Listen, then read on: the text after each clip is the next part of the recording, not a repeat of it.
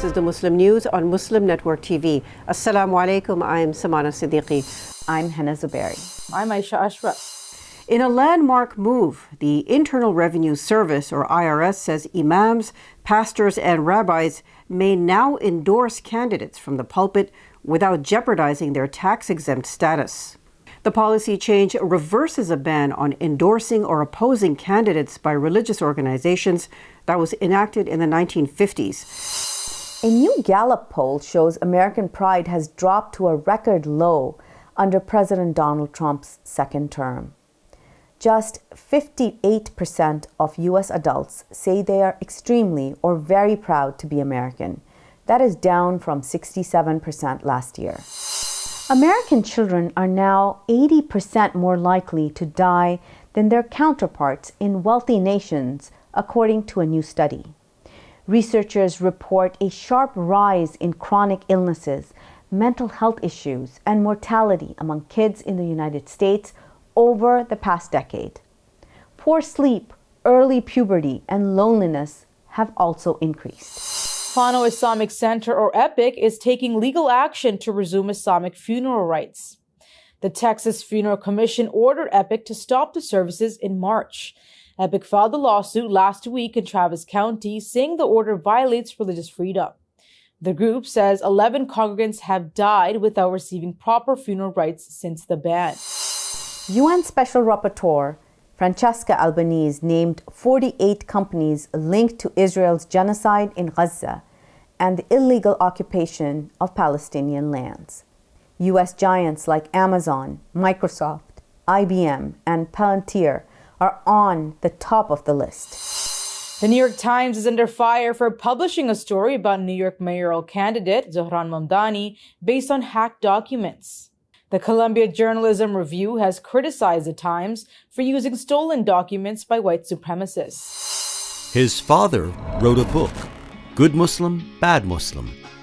The son turned out to be a great Muslim, a good neighbor, and an excellent citizen. Within 2 years of becoming a citizen in 2018, he was elected to the New York State General Assembly. And now, within 7 years of being a citizen, he is a presumed mayor of New York City, the largest American city with 8 million people.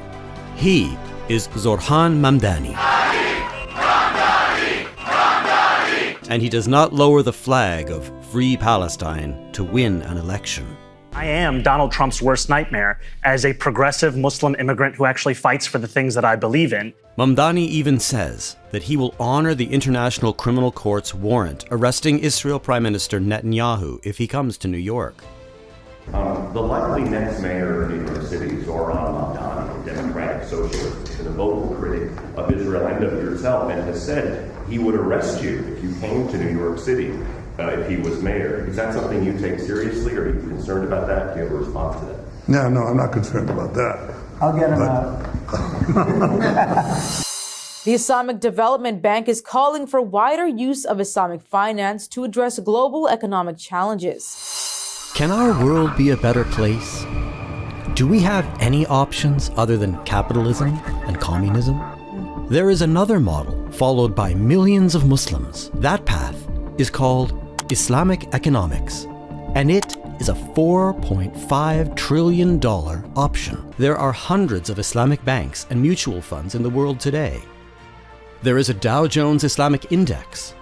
The UK became the Western hub for the Islamic finance industry.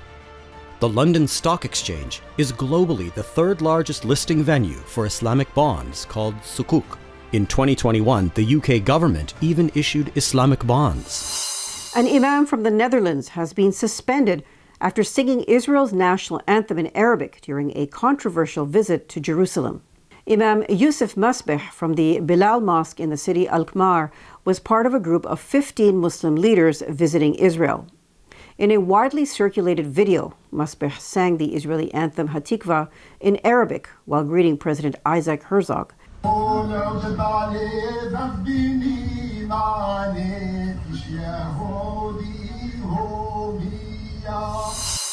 In a major move by the National Education Association, it has cut ties with the Zionist Anti-Defamation League, or ADL. The organization's 7,000 member assembly voted to stop using ADL materials in schools, citing anti-Palestinian bias and a history of opposing civil rights movements like Black Lives Matter. For more content, keep watching Muslim Network TV or visit muslimnetwork.tv. Salam and good night.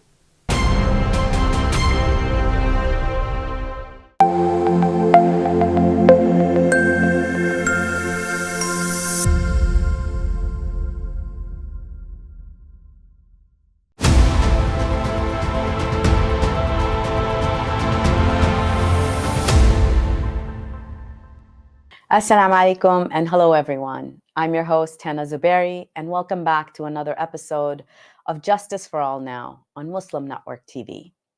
Today we're here to shed light on a story often overlooked, even amongst those who care deeply about Palestine, the experience of Palestinian Christians, like my guest Amira Adnan Ayub Musallam, whose lives are intricately woven into the struggle for justice in the West Bank. Amira was born in Bethlehem, the birthplace of Isa alayhi salam, or Jesus Christ. Yet this sacred city, like much of the West Bank, remains under occupation. Her story isn't just about resilience, it's about standing up against an occupation that has shattered lives and stripped away a sense of home. Amira's journey as a peace activist began at just 12 years old when the Israeli Apache helicopters attacked her family's neighborhood in Beit Jella, killing her neighbors and friends. The violence she experienced then was not isolated, but a glimpse of what Palestinian communities continue to face. Today, her ancestral home in Al-Makhrur, a place she hopes her young son Ramzi can one day call home, faces destruction and settler invasion. This struggle is happening not in a distant land, but right in the heart of Bethlehem, a city deeply significant to Christians worldwide. According to reports from Palestinian Media Office in Gaza, the humanitarian crisis orchestrated by Israel's attacks on and genocide on Gaza goes beyond physical borders and affects every Palestinian family. Thousands are missing, displaced, and buried under rubble or in mass unmarked graves. Meanwhile, a crackdown on media has silenced over 160 journalists and shattered news outlets, including Al Jazeera. The Israeli army has dropped over 85,000 tons of explosives on Gaza, a force more than twice the atomic bomb dropped on Hiroshima. Amira's activism isn't just a personal fight, but a part of a global call for justice. She works tirelessly alongside allies from all faiths to keep her story alive and ensure the world knows what's happening in Palestine, especially to Palestinian Christians, in the very land where Christianity was born. Her work reflects the spirit of resilience, faith, and hope. So let's talk to her. Welcome, Amira. Hello. Thank you for having me. Alhamdulillah. So, Amira, when I read your story and I hear about that the fact that you became a peace activist at the incredibly young age of 12 after experiencing an attack on your own home, can you take us back to that time? What do you remember most vividly? And how did that experience shape your path in life? Yes. So I live in Beit Jala. It's a neighboring city to Bethlehem. With my family, my dad, my mom, my sisters. And on the 15th of November 2000, I was just 12 years old. And that was the second Intifada. It started in October 2000. And it took a turn, the second Intifada, where more violence erupted and armed fight happened. So Palestinian fighters would use weapons, guns to defend the land, to defend us, to defend the people. Because if you know that the second Intifada started because Ariel Sharon, the prime minister back then, entered to Al-Aqsa Mosque with his weapons and soldiers, and in an act to intimidate and say that they own the place and they can do whatever they do in a holy place, in our holy place, in a Muslim holy place. So people didn't accept that, and that's where the second Intifada started. And Bethlehem and Beit Jala especially was one of the first cities, along with Jerusalem also, where things were very violent. Beit Jala, we were caught between fire between Palestinian men and Israeli tanks from the nearby settlement, Gilo. It's a settlement just on top of the hill behind our house, which was built in 1967 in our lands, in the lands of the Beit Jala and Bethlehem people, on Christian lands. And we were caught on that night. More specifically, I remember because it was the night where we witnessed like death, like we were almost killed, me and my family in our house. We were very lucky to be able to escape to our neighbor's house, which was a little bit more safer, but it was very dangerous also.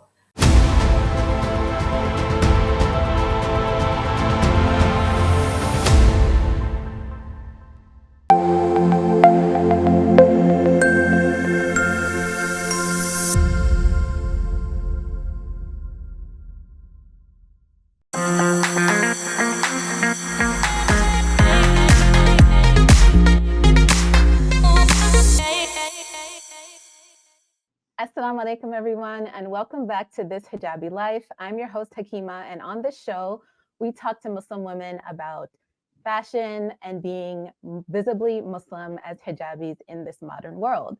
And today I am super excited for our guest. But before we get into the guest, I'll give you a little bit of a backstory. So growing up in Chicago, I have a really big family, and we would always gather together and watch game shows together. So I grew up very much a fan of game shows. I mean, the excitement of strategy and answering questions, and then the potential of winning so much money.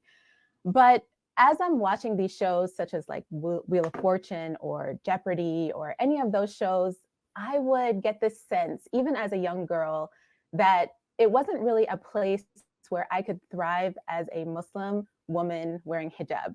There would always be something in those shows that would make me exclude myself. And although I would love to be a contestant on a game show, I just erased it from any potential in my life.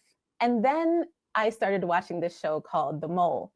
And this season was particularly exciting because there was a Black Muslim hijabi woman on the show, and she absolutely killed it as a contestant. So I got super excited. I watched the whole season, rooting for her the whole time. And today we have Muna Abdullahi, that contestant on The Mole, on the show today to talk about her experience as a contestant on The Mole as a Muslim hijabi woman. So welcome, Muna. Hi, Hakima. Thank you so much for having me. I am so excited to talk about this. I'm so excited too. I'm so excited as well. Muna, before we get into the actual experience on The Mole, I want everyone to know who you are, where you came from, what's your background, how were you as a child growing up, and what kind of led to this adventurous spirit that you have today? Yeah, I was born in Atlanta, Georgia, but I grew up in Minnesota. I grew up in this small town called Wilmer, Minnesota. I grew up with 3 sisters, and we're all a year apart. So my sisters were my best friends growing up, and we constantly go on these adventures. We learned how to ride bikes at such a young age. I think like maybe 4, 3. Like we were all, when my older sister started learning to ride a bike, we all started to learn how to ride a bike. And I am the second. I'm the middle child of the 4. And so, yeah, I mean, growing up, it really was being that kid who wanted to be and do everything. I mean, there was that question people would ask is like, who do you want to be when you grow up? And my answer was all of the above. I wanted to try everything. My curiosity was such a big part of who I was and who I am. And so, yeah, and it manifested in my life in a lot of different ways of academia and hobbies. And yeah, so right now I work in tech, and I also am a spoken word poet. I also fly planes, and I also love to travel. And so so yeah, that's a bit of my background. So wait a minute, let's talk about the flying planes for a second. So you're a pilot? Yeah, so currently have my private license. I wanted to learn how to fly.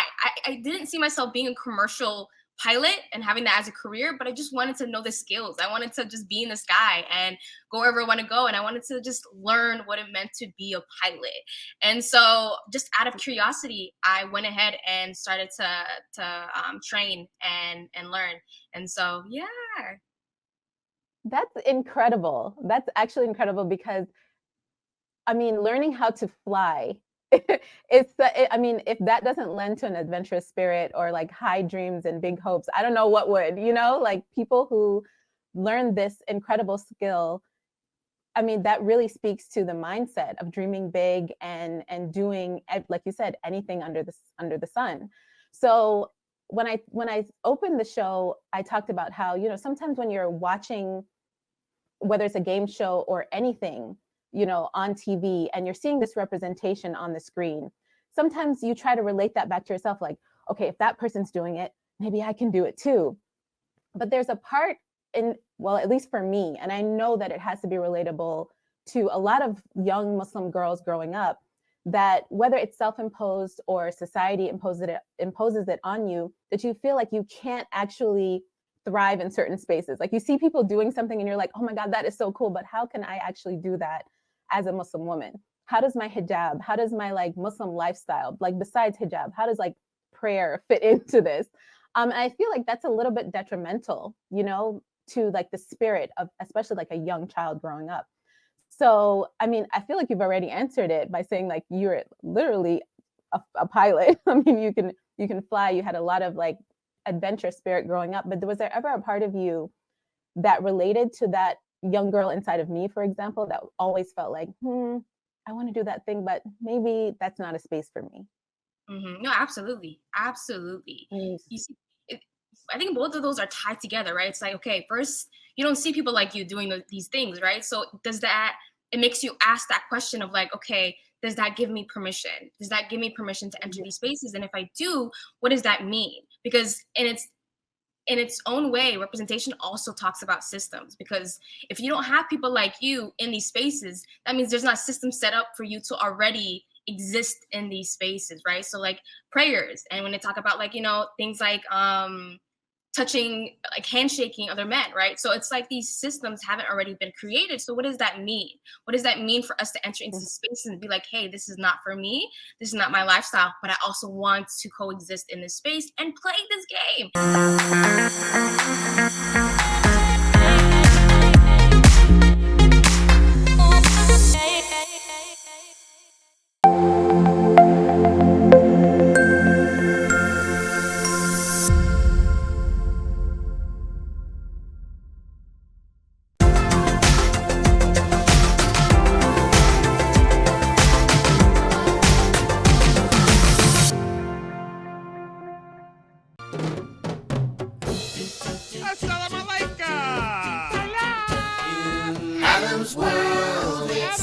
Adam's World.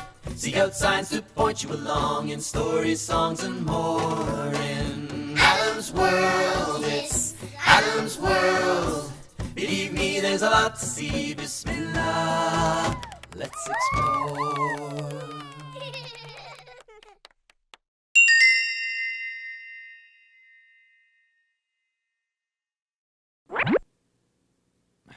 I've had such a tiring day.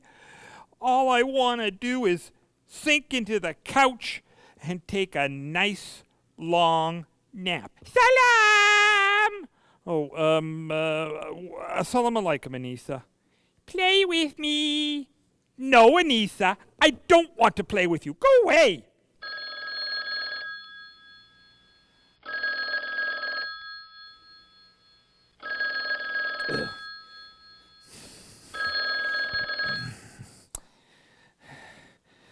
Assalamu alaikum. This is Adam. Walaikum assalam, Adam. Do you want to meet me in the park so we can go and shoot some hoops? No, thanks. I've had a long day. I'm beat. But you haven't come out for a week, and you've been dying to show me that special Kareem Abdul-Jabbar skyhook move. I'm too tired. I'll talk to you another day. Assalamu alaikum, Umar. Assalamu alaikum, Adam.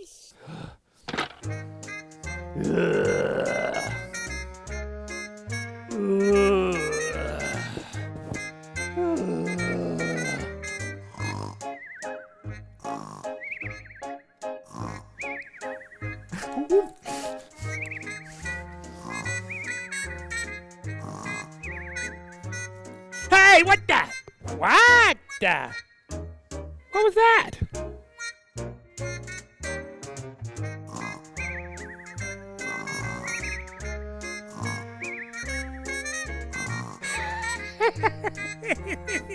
Hey, what's going on?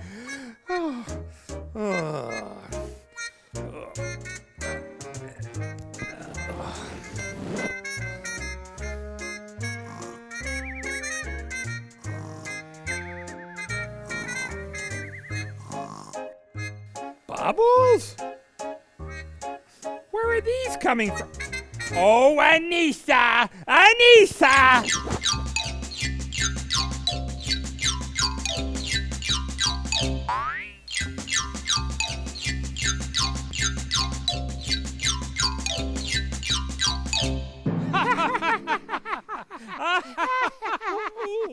Oh, Anissa, you gave me such a workout.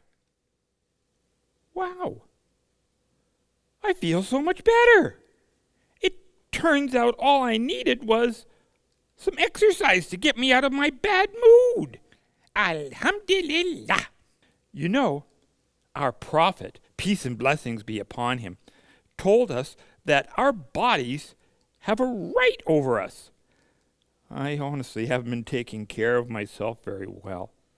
I've been staying up late, eating junk food, and haven't been going outside to play. From now on, I will take better care of my body and give it the right it deserves. Thank you, Anissa. Baby Will? Oh, well, come on. Why don't we go to the park together and I'll show you a skyhook? Run, jump, and play. Be active every day. Eat light, sleep tight. Remember, your body has the right.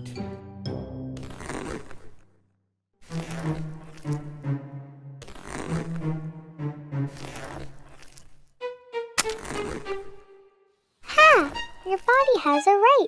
You need to eat healthy. Good job, Ha. You need to eat well and play and exercise. Your body has a right. Good job, Ha. Yeah! Ha is for Huck. Huck means right. R is for right. Good job. Run, jump, and play. Be active every day. Eat light, sleep tight. Remember that your body has a right. Run, jump, and play. Be active every day. Eat light, sleep tight. Remember that your body has a right. Eat of the good things, permissible and pure. Wash up well and brush your teeth so the world can see you smile. Race, run, go have some fun and learn to swim for sure. Care for your health, your greatest wealth. Take your shoes off once in a while. Run, jump and play, be active every day. Eat light, sleep tight, remember that your body has a right. Run, jump and play, be active every day. Eat light, sleep tight, remember that your body has a right.